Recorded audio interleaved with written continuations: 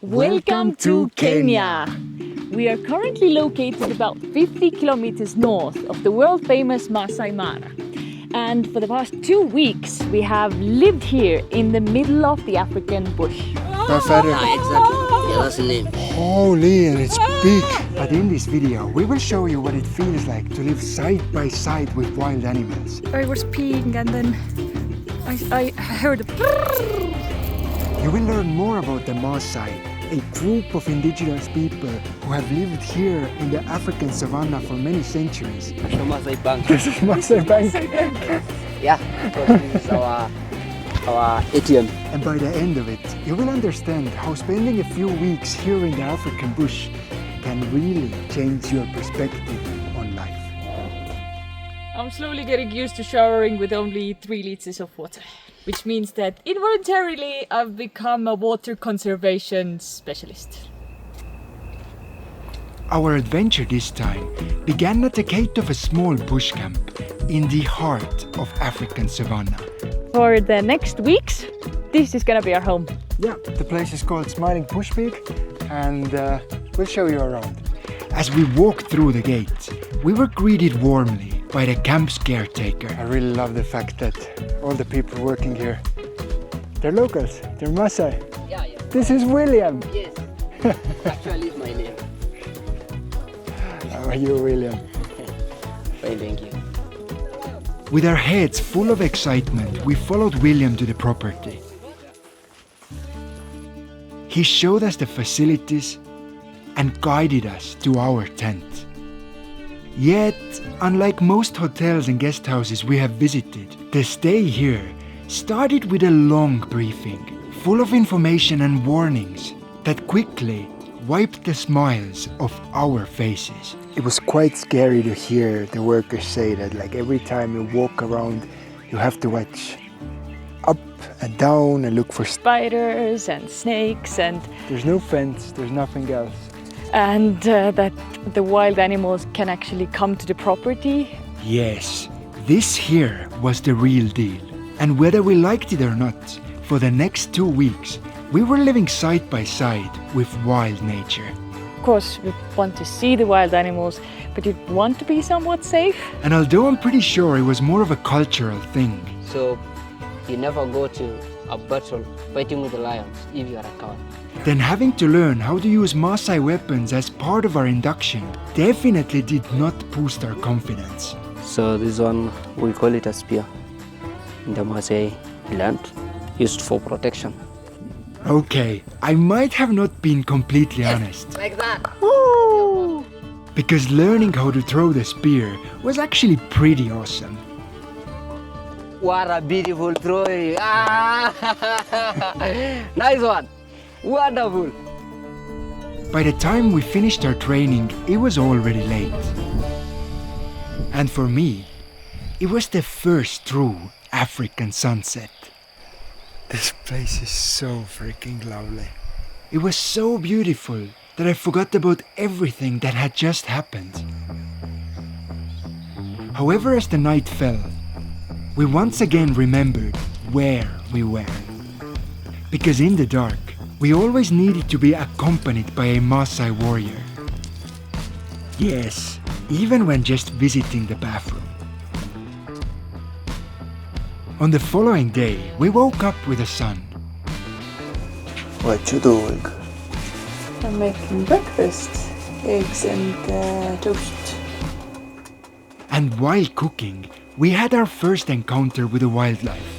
They're there as well, and they're there as well. They're everywhere. Yeah. Quickly, we ran to get our camera. Wait, I put on my boots. And as we got back, the population of the camp had more than doubled. What is this monkey business? This is exactly the monkey business that you think it is. You are doing your focused face. Yes, I'm having the time of my life. It was a group of vervet monkeys. They are easily recognizable thanks to their blue balls and long tails. And I'm not exaggerating when I say that there must have been at least 50. They're just eating, playing, doing their own thing. It was such a great feeling to get to know our new neighbors. pretty cool just sitting here with a big camera and trying to capture their faces, their actions. Yet the surprises for that day were far from over. Okay, Joe, we have to go. There was a lot of zebras that way, and I think we have a chance to see them. It almost didn't sound real. We rushed out of the gate behind William. And then, without warning, there they were. This is crazy.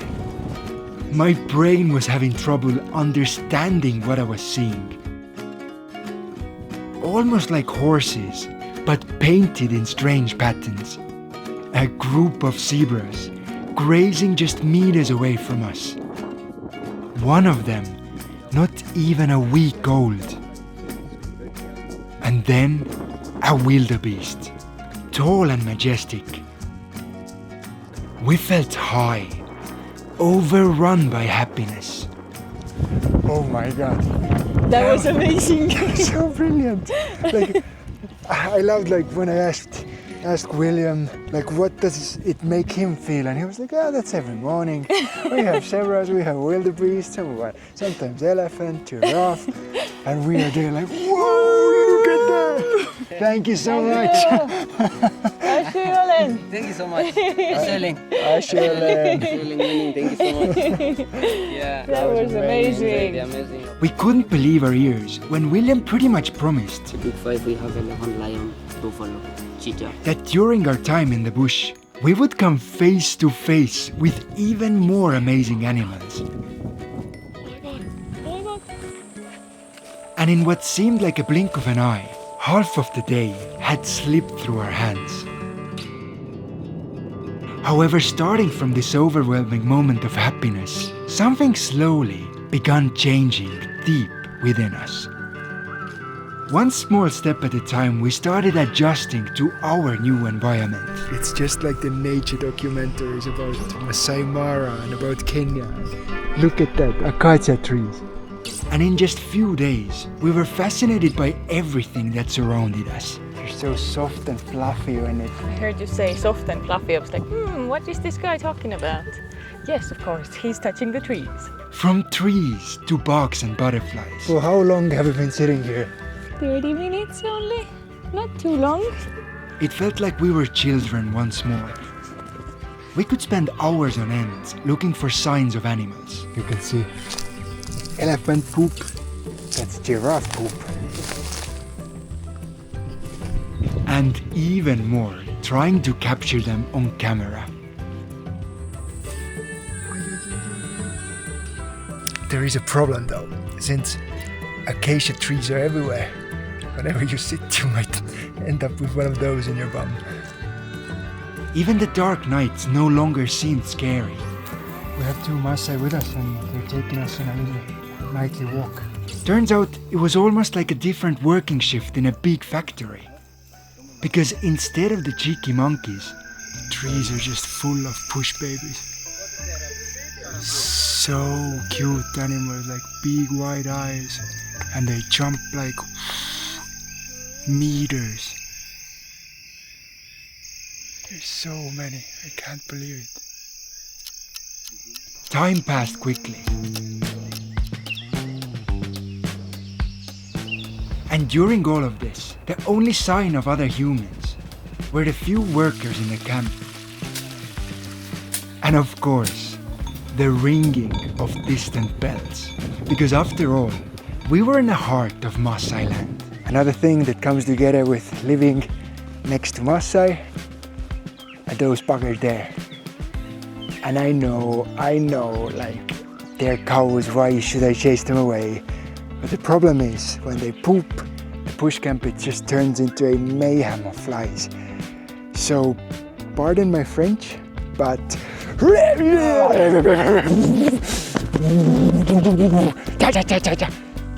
Yet don't get me wrong, of course getting used to our new environment did not come without difficulties. Exactly. Holy, and it's big. Once, we came face to face with a venomous snake. That is crazy. That is absolutely nuts. Oh God. Okay. Yeah, I'm. And at times, we had visitors during the most inconvenient moments. I was peeing and then I heard a There's an elephant in the bush. No, there's a herd. That's not just one, there was like 3. I couldn't believe that they were there, just next to our camp. A sight I had been dreaming about seeing my whole life. First time seeing wild elephants. Yes, I probably could have been a better boyfriend in supporting Liisu. Yet once again, I felt like a little kid, unable to control my emotions. Can you tell that I'm excited? It must have been on day 6 or 7 when we finally understood that our attitude had totally shifted. And to be honest, what seemed super scary in the beginning now just seems like a normal daily life. As days have passed, you start to realize what it means to live side by side with nature. You understand it better. It just helps you keep your mind more present. You're always here, you're listening, you're looking.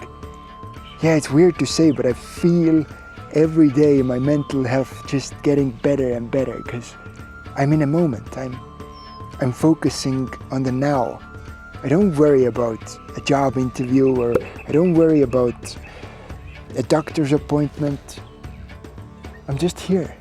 And I think this feeling is one of the most amazing things that I didn't expect to find here. A camp that at first felt like a wild and dangerous place had started to feel like home. We cooked simple meals in our small kitchen, and during the midday heat, hid ourselves in a cozy common room. Even the sleeping arrangements were actually quite comfy. Well, there's no doubt that everybody wants to know, where do we sleep in a bush camp in the middle of nature? And we're gonna show you. Dun, da, da. Joe, what you doing? Reading. Didn't know you could read. These tents with thick mattresses were more than we could have ever hoped. This is actually more like glamping, I would say, because you can stand up in this tent. And since the camp didn't have electricity at nights, our daily rhythm soon synchronized with the sun. Yet of course, living in a bush also came with certain sacrifices. Since we're located in the middle of the bush, getting water here definitely is a problem. Like, I'm not kidding when I say that once every week we have a donkey coming to our place who brings like those big yellow canisters. But this doesn't quite mean that you can't wash yourself or shower. There is a way, and I'll show you how it works. So you start by grabbing one of the 3-liter cans, and here. And this, my friends, is the world famous bucket shower.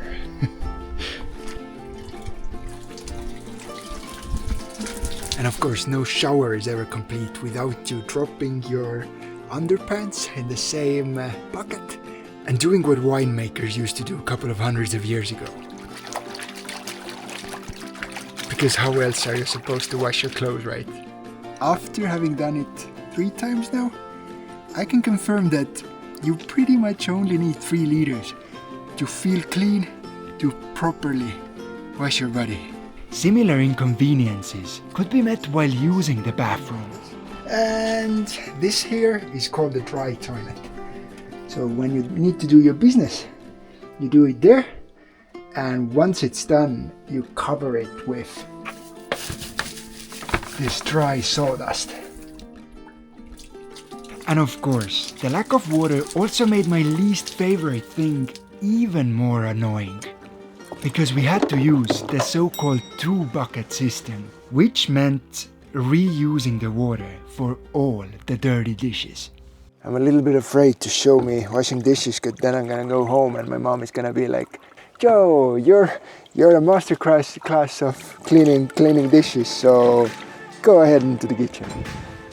Slowly but surely, we had gotten used to our new living conditions. You look like a zebra in this light. You could even say that we had gotten into a routine. Each day we did the same things. And soon the one thing that still gave us excitement were the brief conversations with the local Masai. Their stories were like a window to the outside world. And suddenly we realized that for the first time in more than 10 days, we felt bored. It was strange. We could hardly remember the sensation.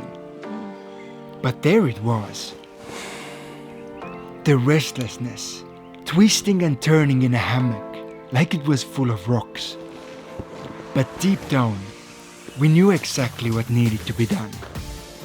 And to finish our stay here with something unforgettable, William agreed to take us with him to the bush on the following day. It was the first time we felt nervous for days. And the animals that we heard at night seemed to be especially close. Holy crap. I think it's around 4. I just heard lions. I didn't believe there's lions in this valley. No, me neither. But still, close to an hour before the sun, we rose. It's 6:30 and we're heading out to the bush, to the savanna of Africa. We left our tent behind, and there, William was already waiting, together with a night god, Bartalala. It is few minutes before sunrise and we're heading out to the African savanna on foot. And I'm not sure if I should be happy or worried, but the only thing to protect ourselves is his spear. It was a walking safari in the best way possible. And we started by following the clues left by a local giant. Crazy big. Crazy big. Detective Liisu, when were the elephants here? An hour ago. We crossed fields and forest, always feeling like we were being watched. Don't want to be left too far behind. There's wild lions around here.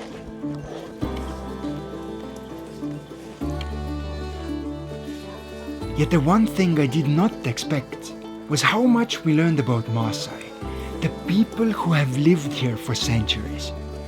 Around us, you can see a couple of Masai farms everywhere. They're spread out, but it just comes to show how side by side they still live with nature. It felt strange, seeing young children alone in a place that has lions and hyenas. The kids are running to get to school. And I know it doesn't sound good, I'm surprised. It isn't even 7 o'clock yet. but turns out they were running, not because of the animals, but if they're late to school, they will be disciplined by their teacher. With every passing moment, William told us more about his culture and traditions. By the way, Masai and a cow is one thing. Yeah. It's like a woman and husband. You see, Masai have been part of this land for ages. A Masai man never be a warrior until you kill a lion. Every plant and animal here is also part of their story. When we are young boys, we usually eat this one. A plant we use as a herbal medicine. And over the centuries, even the cows, that are one of the main part of their culture, have blended into this unique ecosystem. And they believe that they drop from heaven, holding a tail of a cow. Yeah. That is why a Masai and a cow are together, Yeah, always together. always together. Hearing all of this made us almost forget why we were here. Until suddenly William stopped us. Ah, there, yeah. He pointed towards a field, Like 50 meters straight, they're looking at us. and it was full of gazelles. They were right there, just next to us. What a feeling it was to be on the same level with them, just like our ancestors once were. Yet not before long, we were again on the move. Just a kilometer away, something even bigger had been spotted. Let's go! When somebody's running in the bush camp, you really need to follow because you might not have a lot of time. We rushed, with hearts bumping in our chests, Holy. until we made it to a small homestead. John, the community leader, guided us through his lands. And then we saw them. It's just there. Oh my god. Oh my god. Oh my god. It is hard to find words to describe what was going through my mind. Unbelievable. It's as tall as trees. But one thing for certain, it was more beautiful than I ever imagined. 2 Masai giraffes right there in front of us. They're quite rare, and the pattern on their body, it's stunning. It almost felt like the rest of the world just vanished. Like meeting your favorite movie star. But still 10 times better. So much excitement. I'm absolutely loving this. I think I can confidently say that walking safaris are definitely my favorite. They just hit different.